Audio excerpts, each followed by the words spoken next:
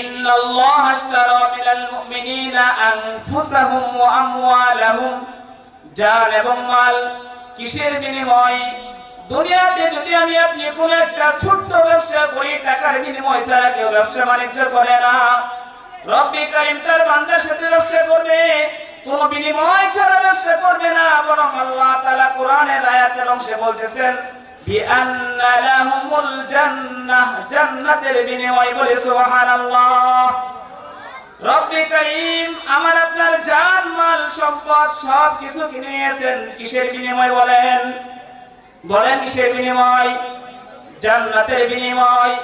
তাহলে আমি আপনি যদি আয়াতের সংক্ষিপ্ত ব্যাখ্যা বুঝতে পারি, তাহলে বলেন এই জানের মালিক কে? এই জানের মালিক কে? আমার আপনার সম্পদের মালিক কে? মুহাব্বতের সহিত চিৎকার দিয়ে বলেন আল্লাহ। আমার আপনার সংসার সম্পদ যা